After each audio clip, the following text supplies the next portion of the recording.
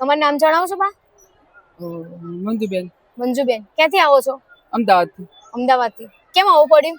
સાંભળ્યું હતું અમૃત બાપાની મેળીનું કે અહીંયા આ બેન મદદ કરે છે એટલે અમે અહીંયા આવ્યા છે.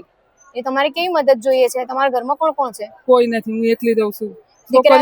દીકરી 3 હતી તે જતી રહ્યું એના સાસરે. હવે હું એકલી રહું છું. તમે દીકરો નથી, ધાણી નથી, કોઈ નહીં. કોઈ નહીં, તમે એકલા નિરાધાર જેવું?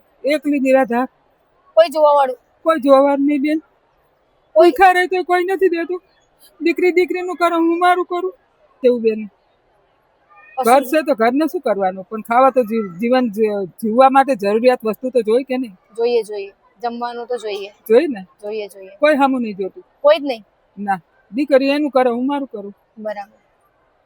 પૂછે નહીં કે તમે માં ખાધું કે નહીં. કોઈ ના પૂછે? કોઈ ના પૂછે. કોઈનું નથી.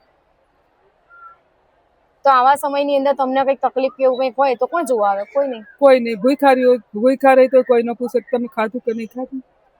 કોઈ ના પૂછે. તમે બેન અમને મદદ કરો. અમે જો અમૃત બાપા મેડીમાના આશીર્વાદથી અમારું ટ્રસ્ટ ચાલે છે, જયમાડી ચેરિટેબલ ટ્રસ્ટ ને એમાં તમારા જેવા વૃદ્ધો હોય ને, જેમનો દીકરો ના હોય ને આવી પરિસ્થિતિ હોય તો અમે રાશન આપીએ છીએ. તો તમે આજે રાશન લઈ જાઓ મંદિરેથી.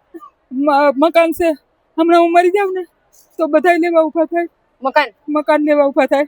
બાકી અત્યારે કોઈ દીકરીઓ જોવા નહીં આવતી? ના, કોઈ પૂછતું નહીં. તમે બીમાર સાજા હોય તો જોવા ના આવે? ના આવે. ખાવા પીવાનું તમારે શું તકલીફ છે તો બી જોવા ના આવે? ના જોવા આવે. એટલે અહીંયા આયા કે ત્યાં મદદ મળતી હોય, બેન સહાય આપતા હોય તો અમે અહીંયા આયા તમારી પાસે દોડીને આયા મદદ માંગે. હવે તમારો સહારો મળ્યો, અમે ભૂખ્યા નહીં રહી બેન. પગે લાગી તમને. અમારો સહારો નહીં, અમૃત બાપાના મેરડીમાનો સહારો. એમને અમને આ કઈક દિશા બતાવી છે, સત્કાર્ય કરીએ છીએ, તમારા જેવા લોકોને સાચવીએ છીએ. એટલે અમે આવું ભોજન કરાવીએ છીએ તો તમે જમજો 2 ટાઈમ. અમે તમને 2 મહિનાનું રાશન આપીએ છીએ. હવે અમે ભૂખ્યા નહીં રહી, અમે જમશું હવે.